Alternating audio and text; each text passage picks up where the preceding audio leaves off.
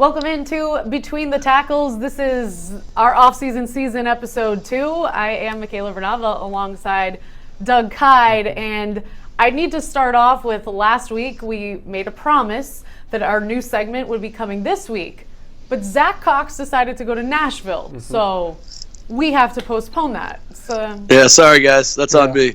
Oh, Ooh. that's Zach, by the way. Who is that? Who's talking?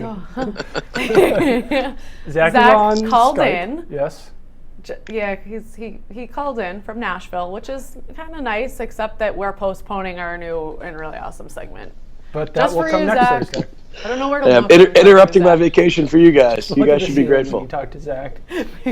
Now And we're when just he's talking speaking, over look him. at the ceiling as well. All right, so that segment will be coming next week. You know, we wanted all the pieces in place before we put that out there because, like I said, it's going to be awesome. So Yeah, it's just a long tease, very long tease. yeah, we But- keep you on the edge of your seats, and we'll make sure it's kind of worth it. yeah, no, it'll be totally worth it. It's kind of for me too. I really like the the build up, Yeah. the expectation. So that will be next week, but this week nothing's changed, but the change. But the change. Hashtag blessed. Yep, Malcolm Butler set off a frenzy, I guess, by shooting out an Instagram photo with that caption, "Nothing has changed but the change." People thought he might be pulling an Isaiah Thomas, trolling, some sort of cryptic message behind what he was saying. I think There he is. he just thought he looked cool. He probably thought it was cool that he was on a cool plane. He does look cool. He does look cool. He's dressed well. Cool. And I think that message means I grew up poor and now I'm a professional athlete. I don't think it means that he got a new contract from the Saints. I don't think it means anything. I don't think there's any sort of hidden message behind it. And if I got rich by becoming a professional athlete and was on a cool plane in a cool suit, I might send out the same thing. He does look cool, Yeah. but and here we are once again analyzing Instagram posts, which is just very interesting, but nothing's changed but the change. Okay, that could mean nothing's changed as in still a Patriot, but the change as in money, right? Nothing's changed but the change. Yes, that's why people tried to find a hidden message behind. That was the hidden message they were trying to find. And his contract has changed this year. He went from making like $600,000 to $3.91 million as he's currently set to earn. But yeah, I don't think he's the kind of guy for cryptic messages, for hidden things and trolling and It just emojis. seems so coincidental. There's like the wording of that. There's What do you a think, Zach? lot to look into. Zach, Yeah, what do you Zach, think? I think I kind of view it the same way as you, Doug. I view he has more change now than he did as a child growing up. That's what I saw from it. I also saw that this was a very good week for me to not be working because we had an entire day of investigative reporting about Tom Brady's jersey whereabouts, Yep. and now we had an entire day of investigative reporting about Malcolm Butler Instagram posts. So not a whole hell of a lot going on in Patriots land right now. I am Googling right now. I wanted to see if maybe that was some sort of quote by a philosopher or I think it was something Aristotle. famous. Maybe Albert it was Einstein, Socrates. perhaps Marilyn Monroe, maybe. I don't know. The Homer great. might have written that in the Iliad. So I Googled it. I'm not yielding any results. So I'm on Might be a Google Malcolm Images Butler right original. now. I see nothing changes if nothing changes. That's true. You can't. Oh no, this is all. Nothing has changed, but everything is new. Everything has changed, and yet I don't know. Okay, so all right. I guess there's. I mean, Still not have to to not to see be like the too, wet right? blanket of like people trying to make something out of nothing, but I don't know. I Okay, think it's just a nice turn of a phrase. If there's nothing behind it, is it maybe just a way to keep his name out there, get attention, not necessarily in a bad way? He's not the only guy that does it. Obviously, a lot of pro football players and other pro athletes are very active on social media, connecting with fans and kind of creating a buzz even when there's not necessarily one? Because look at us, here we are talking about it first thing on our podcast. I don't know. I wouldn't say that I've got to know Malcolm Butler well over the last 3 years, but you talk to a guy for 3 years, you kind of get to know who he is. I really don't think there's that much behind it. I really do think that he just thought he looked cool on a plane in a suit and was thinking about how he grew up not that rich and now he's a lot more rich. I think that's, I mean, maybe he's doing it to get his name out there. Maybe some publicist or marketing person was like, hey, if you put something on Instagram, then people will start talking about you. But he's just not really that type of guy. I mean, maybe he's becoming that type of guy because he knows that that's how you get big contracts, but I don't know. All right, so I guess we'll still just have to wait and see. But I guess on that note, let's look at who the Patriots do definitely have on the secondary heading into next season is Stephon Gilmore. And how do you think he's going to fit in their system with or without Malcolm Butler? Yeah, I wrote about that this week, and I think that he allows them to do a lot more because he can be that big cornerback who can take out big wide receivers. And the Patriots didn't have that in Malcolm Butler because he was on the smaller side. He was about 5'10", so he was the type of guy who could take out guys like Antonio Brown or maybe Odell Beckham Jr., but you couldn't really count on him to take out the Julio Joneses or the Mike Evans guys or the those big 6'3", 6'4" wide receivers. And now in Stephon Gilmore, you do have that type of guy, and Gilmore is athletic enough that he even potentially could cover guys like Antonio Brown. I don't think that he's just constantly going to be on a number one wide receiver, but he gives the Patriots the flexibility to do that. And if Butler's around, then it's the ideal world because then you've got Butler to take out the smaller guys, Gilmore to take out the bigger guys. If Butler's not around, then you've got two really tall bookend cornerbacks, and that gives you more flexibility as well because then you can play sides and you don't have to worry about always putting Gilmore on the big guy or always putting Eric Rowe on the big guy. So I think that he just gives them a lot more flexibility, and I think that that's why the Patriots valued him so much. What do you think, Zach? Yeah, when the signing first came down, I was very intrigued by if Malcolm Butler does leave, having Gilmore and Rowe on opposite sides of the field, two very big cornerbacks. It's something the Patriots really haven't had in a long time. I mean, I can't remember the last time they had two real big, tall, top cornerbacks like that. But then I'm curious to see how this third cornerback slot situation shakes out. Whether they trust Cyrus Jones, Jonathan Jones, Justin Coleman enough to kind of believe that they can do it and handle that role, or if they go try to scoop up somebody else or take a high pick on a cornerback there. I think it's all going to hinge on Malcolm Butler. But I mean, the thing that the Gilmore signing made possible is that losing Malcolm Butler would still be unfortunate. I'm sure they still want to keep him, but having Gilmore around makes it a whole lot gives the Patriots a whole lot more leverage on that front. So I know he's valuable, but all of this being said, was he worth the big payday they gave him on the first day of free agency? Or do you think that, as we've talked about ad nauseum, the Patriots don't usually break the bank, especially on the first day of free agency? That was so shocking. Could they have waited a little longer, maybe a little bit into free agency, and maybe gotten him for less money and been able to then give Malcolm Butler what he's looking for? I know Butler being a restricted free agent makes things different, but...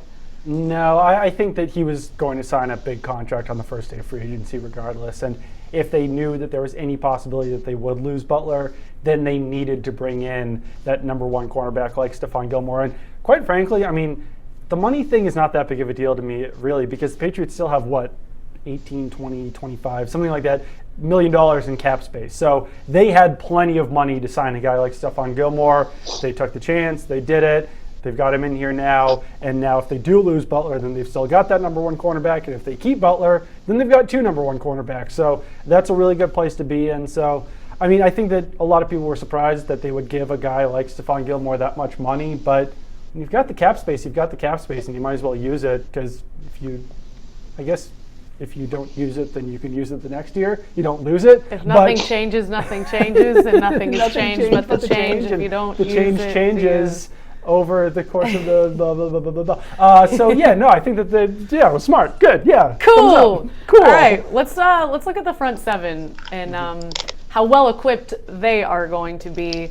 Now, Coney Ely, the new addition with a defense that already has Trey Flowers, who I think is just going to continue the incline that he started Upward last season. trend. Looked, trending up. Had a breakout year last year.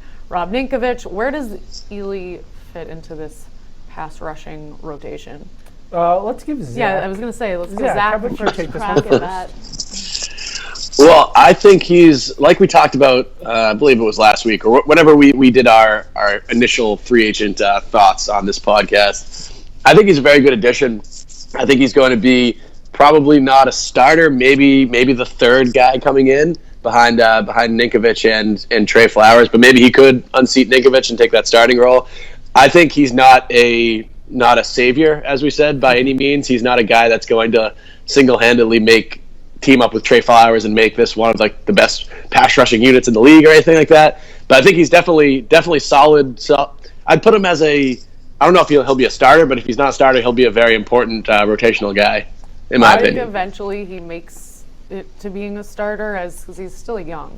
I mean, He could, yeah. He's only 25. I mean, he's had a pretty productive 3 seasons in the league so far. I mean, 5 sacks in each of the last 2 seasons rather. That would have put him close to the lead on the Patriots in both of those years. So yeah, he definitely has potential. And throw in the Super Bowl, and he has 13 sacks over the last 2 years. That's true. I was actually watching a lot of Coney Ely last night because I wrote about him this morning. And I think he was a little bit misused by the Panthers, if anything, because he really only came off the edge. And at 6'4", 275 pounds, he's really big for an edge rusher. And when he was coming out of Missouri, he was known as being a pretty good interior rusher. And the Panthers really didn't use him as such. They liked using bigger players in the middle of their defense. So I think that'll be really interesting to see if the Patriots do use him more as an interior rusher, because then you've got Trey Flowers and Coney Ely rushing the pass from defensive tackle on third down. You've got Rob Ninkovich and someone else on the other side, whether that's Dante Hightower, Kyle Van Noy, Shea McClellan, a draft pick, a free agent. Someone else is going to be on that edge. But I think that Flowers and Ely could probably do a lot of damage in the middle of the field if the Patriots do view Ely as a potential interior pass rusher, which the Panthers didn't. But at his size, with his length, you certainly would have to give it a shot, because I think that him and Flowers could really do a lot of damage attacking guards and centers in the middle of the field. Well, this Patriots team, all around, they're already looking good heading into 2017. Pretty good.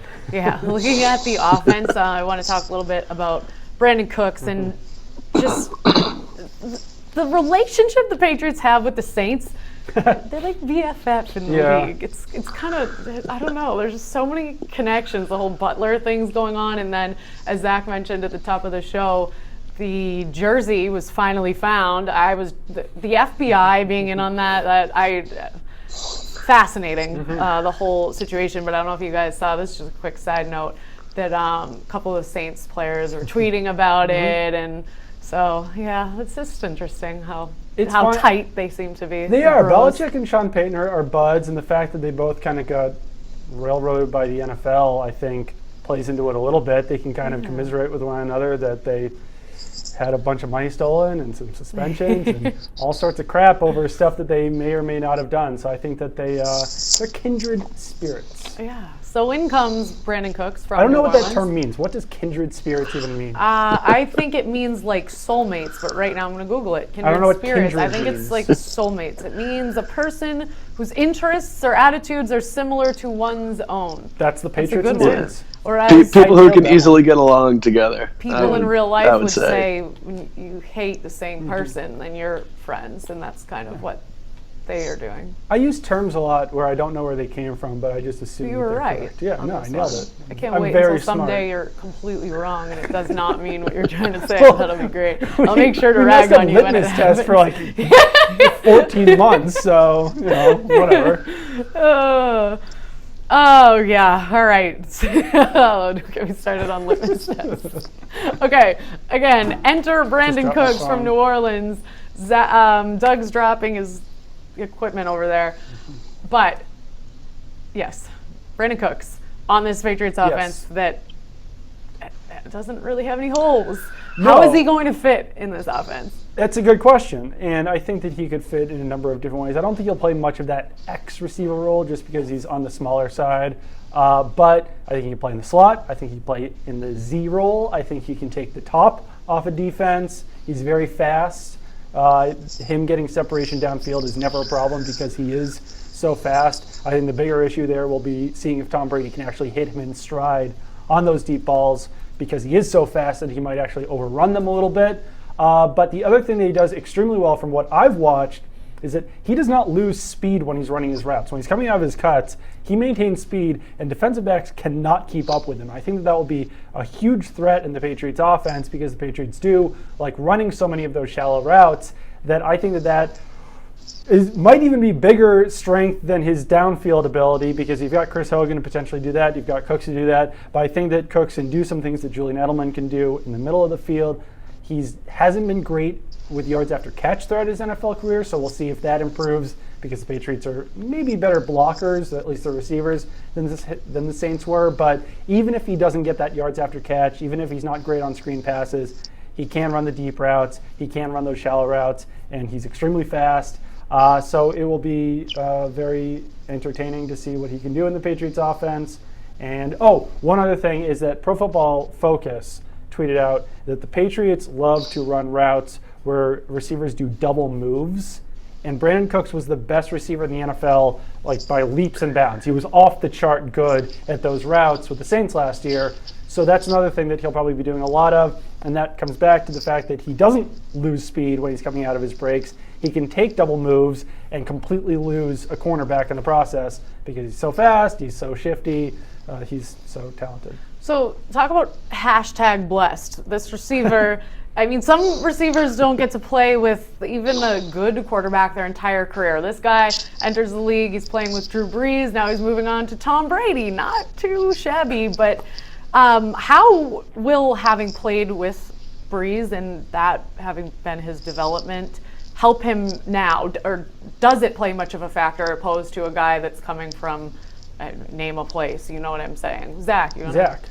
Yeah, no, I think that's going to be huge. I don't think Brandon Cooks would have been a 1,000-yard receiver in his second season if he was playing with Josh McCown or whoever happens to be in Cleveland or Jacksonville. I think that definitely helped his development a ton. He talked about that in his introductory conference call last week. He joked, he was like, yeah, I guess I really know how to pick quarterbacks, right? And he does. I mean, he goes from one of the best in the league, one of the best we've seen the last 20 years, to arguably the best that the league has ever seen in Tom Brady. So yeah, he definitely is hashtag blessed.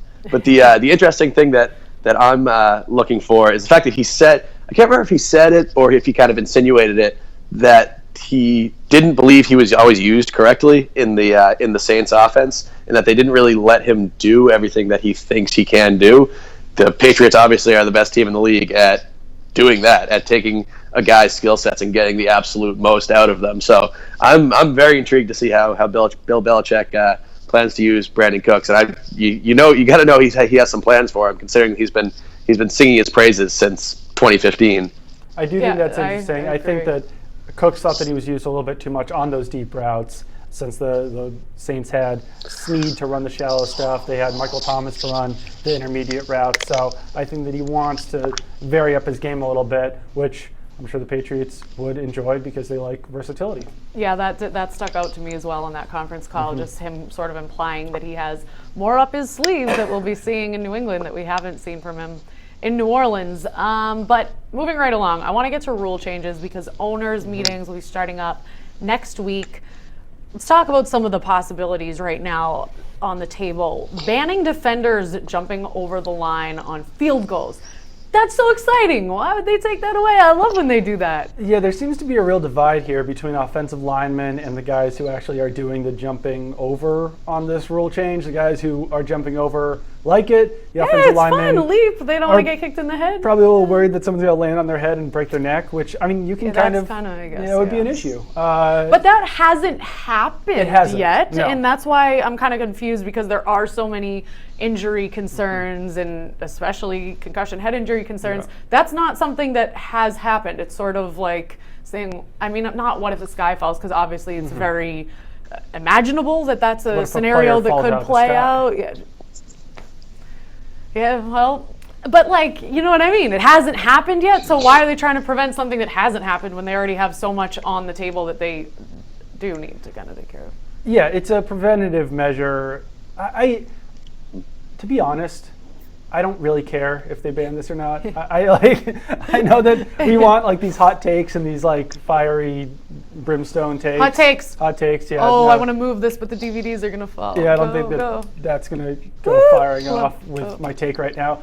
It's a play that doesn't happen that much, and like, yeah, it is crazy and cool when it happens, but like, it happens a few times a year, so I don't think that it's like the biggest thing if they ban it. If it will possibly avoid a neck injury or something, then whatever. I don't know.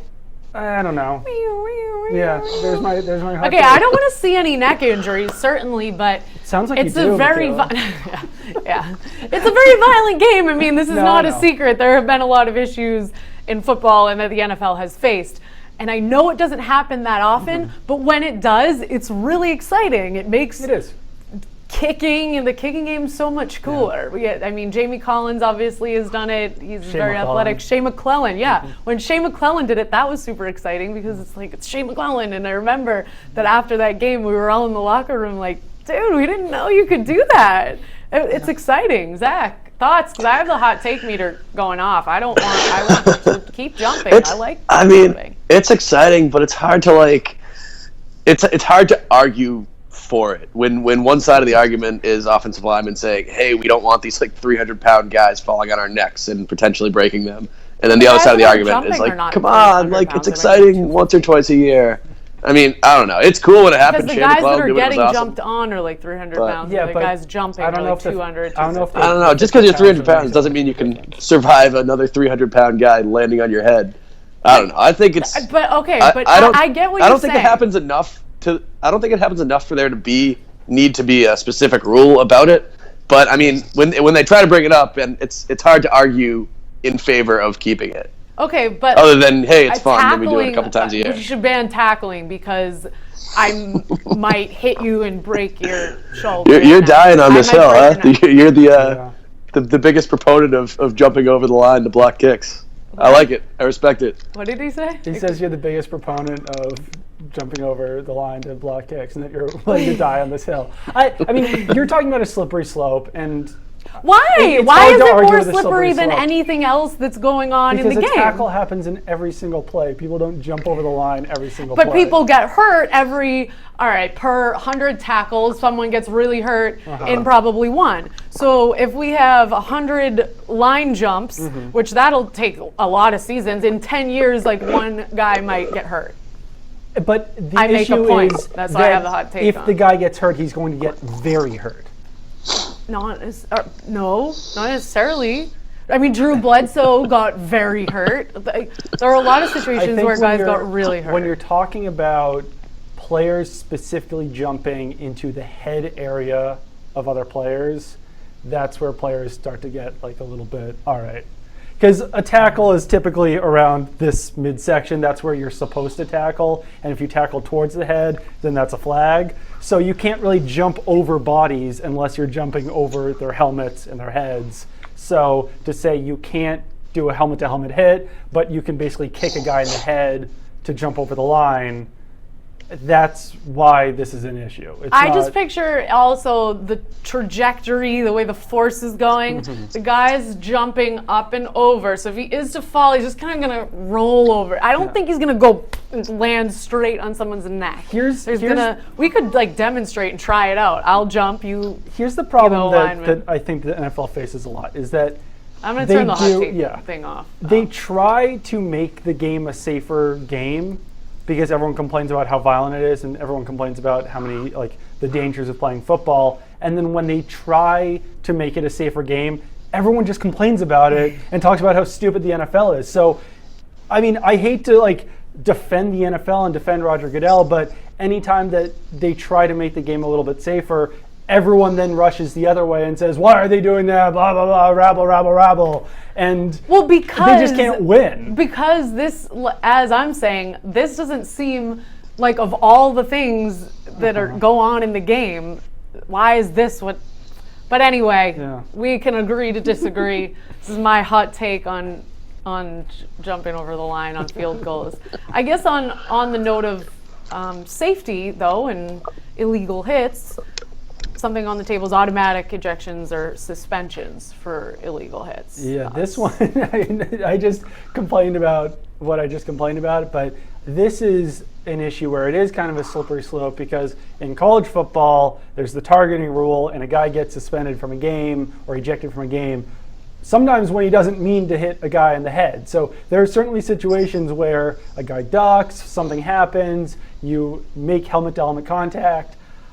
I can see ejecting the guy if it's obviously done on purpose, but sometimes those hits aren't done on purpose. I don't know where you do the draw the line. So you're worried about the gray area. Yeah, the gray area is very, very gray and very big in this situation. We see it in college football all the time where there's some incidental contact between helmets and then suddenly a guy's ejected from a game and even suspended for the first half of the next game. So I don't know how the NFL will implement this, but they do have to do a slightly better job, I think, than college football's done. And there's places, instances in college football where they don't even actually, it's not even accidental head-to-head contact. It's just not even head-to-head contact. You'll have a guy hit someone like the front of the shoulder pads, and because his head flew back after it, they think he hit him in the head.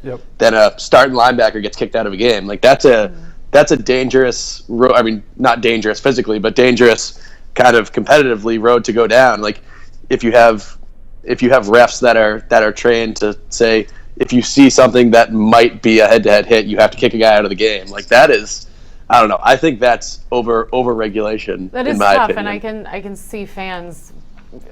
The arguments already, things like, oh, what is a catch? And this would certainly stir that up. But then, I mean, what if they did, and again, I don't know how you would define this line of what if it just is a blatant, one guy that I'm thinking of is Vontaze Burfict. Yeah, then kick him There out. are so obviously many times where he is just being so aggressive and so over the top and definitely illegal hits. But where do you draw that line? Is it players who have reputations like that? Is automatic. The word automatic is tough because then like anything that you think might be a questionable hit, then it's automatic. This guy's gone. Like it should be discretionary call. I mean, I think refs should have the right, as they do, I believe, if they see a very particularly egregious hit that the guy obviously did on purpose, they can kick him out of the game. But the fact that the automatically having to kick him out of the game, if it's like borderline, I don't like that. So yeah, if a guy goes out headhunting, clotheslines a guy, something like that, kick him out of the game. I'm fine with that. But like, if it's a borderline thing that might not have actually happened, it's tough to say he should be automatically gone no matter what.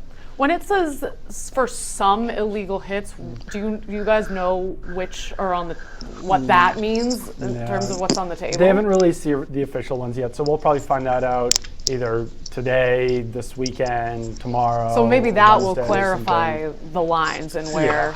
So we'll see about that. Probably won't very much though. It is the NFL. Well, one of the rule changes that I wanted to talk about just really quickly was how stupid shorter overtimes are. Who's complaining about the length of overtimes? Why do they want to shorten overtimes from 15 minutes to 10 minutes? They think that those like extra 5 minutes over the course of a season are going to like somehow help players recover faster, or like those 5 minutes are when players are getting injured. No one likes ties. Overtime happens so infrequently, and games go into the like final 5 minutes of overtime so infrequently. Why is this something that's even on the table? Who came up with this dumb idea? Keep overtimes at 15 minutes. I will say, put that on. I'm putting on the hot take. Oh wait. I support the idea of. Well, I don't even support the idea of shorter overtimes in the preseason because there just shouldn't be overtime in the preseason. Who the hell wants overtime in the preseason? No one wants those games to last any longer than they already do. So keep overtime during the regular season 15 minutes, get rid of overtime in the preseason, then those things kind of cancel each other out, then the whole players being tired, hurt thing doesn't matter. And I don't know if this is such a hot take, but I did turn the hot take alarm on. It's more of just Doug is fired up about this. My question, I would agree with you, but what about changing the rule that if you score a touchdown first, Why isn't that more on the table? Because I feel like that's something that irritates people, is that if you win the coin toss and then score a touchdown, you win the game, why isn't the other team at least get a chance they should play to? defense better. So you like that I think rule? it's fine, yeah. And the fact that they took away the field goal being able to win a game, I think that was enough. I think that if you allow a touchdown, then you should probably Zach, lose. what about you? What do you think on that? Yeah, I mean, I agree. I feel like overtime's who? fine 'Cause as it we is. I think this disagree. might just be kind of an overreaction to some of the, because we did have a strange amount of ties this year, especially that most notably that fiasco between the Seahawks and the Cardinals where they missed like 15 field goals in overtime. I think it's just an Not the length, though. overreaction What do to you that. think about But first as you to said, though, score? no overtime in the preseason, and just get rid of a preseason game. By the end of the preseason, we're just you know everything you have to know. It's just an extra excuse for players to get hurt. Get rid of an extra 3 preseason games, longer training camp, 3 preseason games. That's my presidential platform. What do you think about first to score? I'm fine with that too. I think it's good that sometimes it felt kind of cheap back in the day when you'd be able to get win the opening coin toss, drive 30 yards, kick a field goal, win the game. That did feel kind of cheap. I'm fine with the with the touchdown. Like in the Super Bowl, did anybody argue really that the Patriots didn't deserve to win that game because the Falcons Great, didn't have I'm a very chance to glad respond you in bring that overtime? up. Doing the Super Bowl? No. Like, I Kayla think that doesn't this think is the Patriots should have won the Super Bowl, guys. Doug. That's irresponsible journalism. You just spoke words that were not true. But I am very glad, Zach, that you brought that deductive up reasoning. because I think that is a great example. No one complains about that because the Patriots did the impossible and they were on a tear. And Matt Ryan untied his shoes when the Patriots won the toss because he just knew. And because they were on a roll. And I get it. Picture if the end of that game hadn't played out the way it had. What if picture if the whole game didn't play out the way it did. If it was back and forth the entire game and it wasn't the Patriots catching up and being on a roll and it's close and it's Falcons score, Patriots score, Falcons score, Patriots score. Now it's in overtime and boom, the Patriots, I can picture if a team can go 80 yards on you and different score, way. you probably don't deserve to win the game. Yeah, If you can't that's stop not them offensive once game. in the span of 80 yards, 85 yards, whatever it is. I don't know. I think that because then if you want to do that both, then we can see 2 consecutive 14 or 75-yard touchdown drives, then tie game, then we go double overtime. I don't know. I think it's fine. I think it's fine. I get as it is. that if the reasoning is that if you don't have a good enough defense to stop the opposing team's offense, then you don't deserve to win the game. But I present to you another argument. What if both teams all right, let's say hypothetically, Falcons, Patriots, Super Bowl 51. This is hypothetical. Falcons have an awesome offense, really bad defense. Patriots have an awesome offense, really bad defense. What if it's just 2 power offenses going against each other? So that hypothetically, if the Patriots were on defense first and the Falcons were to get the first drive, they would have scored, and the Patriots defense wouldn't have been good enough to stop them. They should just But- build their teams better. I made a good point, and Doug has nothing to No, say. I do, because What This if is I just gonna both go have on bad forever. defenses? who cares? You're building it. But then you are winning you're off not only luck. building offense. But then you're you're not winning- You're not winning off luck because your I defense agree with you. sucks. You need That's to not have- luck. That's just poor planning. That's just poor team building. No, but I agree. You need to have 2 balanced teams. But what if both teams are unbalanced? Then that's just a luck of the Then draw. I guess. exactly. I'm so sick it's of the still a offseason defense already. not We doing need its some job. It's still a team not doing real its stuff job. to debate. Zach, I have you on very low. I can't say that again. I said I'm sick of the offseason already. We need some real stuff to debate. I don't think I like this argument. I one- want people no. to This chime is a in. dumb argument. Tweet at me. No tweet one at is Doug. complaining I about want to this hear rule. people's opinions No one on is this. complaining about this rule. I'm not Kayla. You are the complaining. I'm only just person. talking about it. I think it's a great thing to talk about because then that's my point. It comes down to luck of the draw. It's not luck if of you the have draw, 2 though. It's how you unbalanced build your teams, team. I know that. I agree. The luck of the draw is those agree. 2 specific teams making the Super Bowl. That was what I meant by luck of the draw. Super Bowl. Oh. No, but all right. So any game, if it's 2 unbalanced teams, Then their defenses should be better. I agree. Yeah. But who deserves to win? The team that didn't allow the team to drive 80 yards down the field. But who wins? But if the other team would have done the same because they have equally horrible defenses, then it is coming down to luck. All right, we're moving on, turning this thing off because this is just creating chaos. Anyway, what I did want to talk about before we moved on to overtime, and then we're going to probably have to wrap because I feel like our producers probably just had it with us. But I did want to touch on full-time refs when we were talking about automatic ejections and banning defenders from jumping over the line, because I think that when we were talking about gray area and fans becoming upset, full-time refs, that is something that's kind of been discussed over the past few seasons, and now maybe it's, I think it's a great idea. I think it's a good idea. What do you think? It's a good idea. We Zach? agree.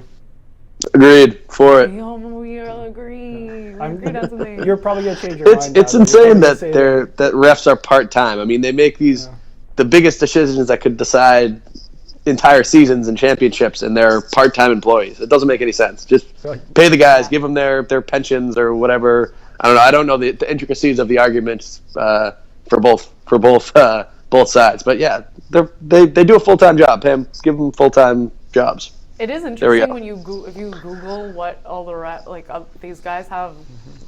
Isn't one of them a dentist? Right, a lawyer. Yeah, I definitely think that they should be full-time as well.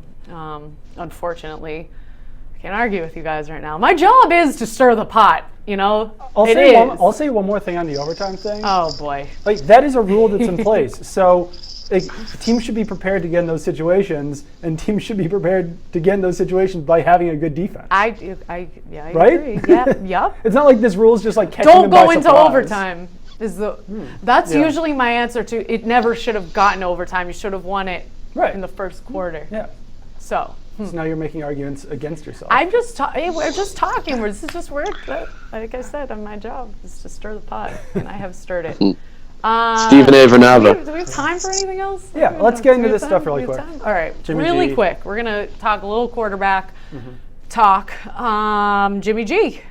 Browns making one more run at him? Yeah, I mean, it still seems like Adam Schefter is very confident that the Patriots won't trade Jimmy Garoppolo, but the Browns and the Patriots will be in the same place next week in Arizona for the annual spring meeting. So if this deal was to come together or to start to come together, this is probably the time that it would start to happen, because Bill Belichick will be able to talk to Shashi Brown and Robert Kraft will be involved, and this is when everything would kind of come together. It still seems pretty unlikely because it sounds like the Patriots want way more than anyone would be willing to give up for Jimmy Garoppolo, but if they can convince the Browns that he is worth that, then perhaps this could come together.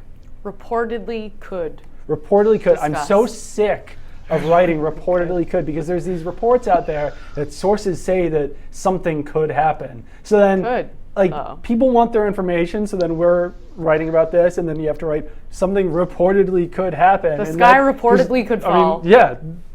It reportedly could. Yeah. Reportedly, you could have two teams in the Super Bowl with bad defenses. Could happen. You reportedly could grow wings and fly over the line. Jimmy G reportedly could. There could be talks. Yep. Okay. Yes. Zach, thoughts?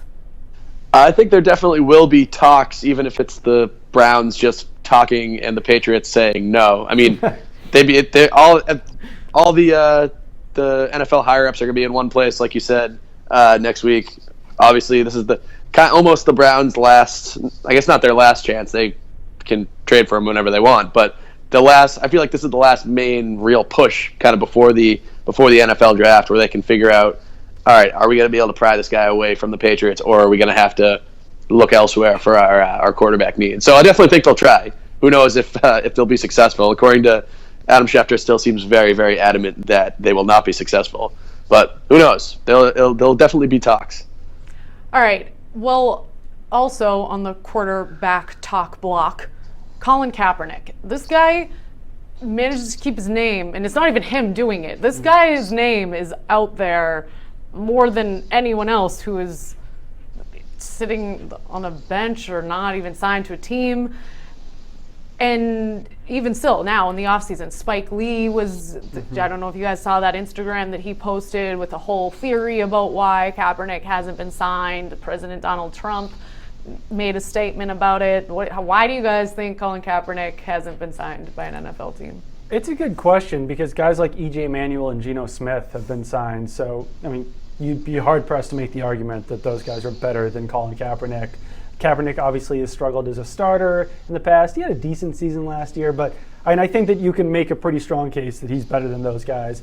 They're signed. He's not. I don't know if it's a money thing. I don't know if he wants more than the $900,000 that E.J. Manuel's making. I don't know if he wants a shot at a starting job. I don't know what his perspective on all of this is, if he's waiting for the right opportunity. But by all accounts, the guy should have a job if some of these other quarterbacks out there have jobs. I do think the money thing is an interesting point, because I would agree with you. Yeah, he's certainly better than some of those other guys, but maybe he is still looking for top tier money. I doubt he's looking for top tier money, but I don't know if he's looking to sign for the veteran minimum, basically. Well, that being said, if Jimmy Garoppolo was to be traded, any chance you think he'd come to New England? I mean, I think that they're one of the teams that could kind of handle that distraction, and that could be one of the reasons why teams aren't signing Colin Kaepernick, is that they The don't. national anthem. The national anthem stuff, or just like, I mean, he stopped kneeling, but the fact that it causes headlines when you sign Colin Kaepernick. He's a big deal, and I think that, you know, as much was made last year about the national anthem thing, I think that there were people on every organization who weren't very psyched about that. Whether that's right or not is up to everyone's opinion, but I think that that did tick a lot of people off, and the distraction, him doing that, some of the things they said afterwards, I think that's part of the reason why he's not signing a contract. But I think the Patriots are one of the teams that could handle that, because they have handled every possible distraction. As far as headlines go, yeah, Deflategate, Tebow, that was what I was going to bring up. They weren't afraid of signing Aaron Tebow. Hernandez, like the whole ordeal after that, like everything that comes about, they handle it succinctly. It goes away almost immediately, and this is another thing that people would probably just not forget that Kaepernick was on the team, but it would be very quickly breezed past, because the Patriots would let him talk to the media like 4 days after he signed, and then he probably wouldn't be seen again for weeks or months. So, and obviously everyone has their own opinions on whether or not it is appropriate to sit, kneel, whatever it is for the national anthem. And I'm bringing this subject up, and it's not about anyone's opinions, because obviously we know that Tom Brady and Bill Belichick were involved in the whole talk about more headlines, their support of Donald Trump. Right. So that aside, I'm not asking because of the possibility that Bill Belichick supports Donald Trump or is friends with Donald Trump. Would Colin Kaepernick be allowed to take a knee during the national anthem if he was a member of the New England Patriots, and not whether or not Bill Belichick, how he feels about the national anthem, more so that it's just a team thing? No one is really allowed to step out of line of just being a New England Patriot, and the whole individualism. I think he could if he wanted to, because Martellus Bennett and Devin McCourty raised their fists. Some of those guys, Martellus Bennett said a lot on Twitter all year, and no one really ever stopped him from doing that. So, yeah, I think that he would be able to, you know. But I don't think that Martellus Bennett would, like, that would I believe, continue to cause as much of a stir if Kaepernick continues to not stand for the national anthem. And that's one thing that I feel like that Bill Belichick wouldn't stand for, is someone I don't know. doing. I don't know. I feel like the fist is different. It's not that different from what the rest of the team is I mean, when we saw Martellus Bennett and Devin McCourty do that fist, it was pretty surprising. I mean, that was usually something that people were like, wow, it's a kind of a display of individualism that the Patriots don't usually go for. But I mean, we didn't hear any blowback from that, and there were a lot of players, especially in the lead up to the election this year, that were very outspoken about their kind of political beliefs, and now even going forward when we're talking about the White House visit and all that. So I don't really think the Patriots were muzzled this year by any means. That, I mean, even though that's kind of the perception. And all Kaepernick stuff's kind of a moot point, because he's already said that he's not going to kneel for the national anthem this year. But I mean, that definitely, I think, plays into why he's not signed right now. Like, I think a team like the Patriots is equipped to handle that kind of quote unquote distraction. But there are a lot of teams that are going to say, hey, if we're signing this guy to be our backup quarterback, we don't need him bringing in these extra headlines. I mean, you can argue whether that's right or wrong, but I think that definitely plays into it. Is Bill Belichick going soft? He's allowing individualism. Is he losing it? Nah, I'm just kidding. But last thing, want to ask is, do the Patriots need Colin Kaepernick? All social issues, why he isn't signed aside, even if the Patriots do trade Jimmy G, they still have Jacoby Brissett. Why would they need Colin Kaepernick? The report out there was that they might not be comfortable having Brissett be the backup yet. So if that continues, if they like Kaepernick more, then that would be why that would come about. But yeah, no, I can kind of understand, I guess, maybe why they wouldn't want a second-year player to be their backup quarterback. But you could also probably make a case that Brissett, after having spent a year in the system, might be the better fit. So yeah, it's a good question. All right, well, that is it for today. Yes. Another Between the Tackles in the books. It's been fun. Thank you guys for watching. Definitely, if you have any input into anything we've argued, talked about, we definitely want to hear from you. So please tweet at us. I don't know, send smoke, whatever you want to do. Get in touch with us. That'd be fun. We'd love to hear from you. Emails, yeah, Instagram, Call. whatever it is. Don't call. We will have a great segment for you, new segment. It's going to be awesome. Zach, don't go away next week because... I'll be back. I'll be back in studio next week. I'm excited for the debut. All right, thanks, Zach, for calling in, and we've had fun signing off. Thanks, guys.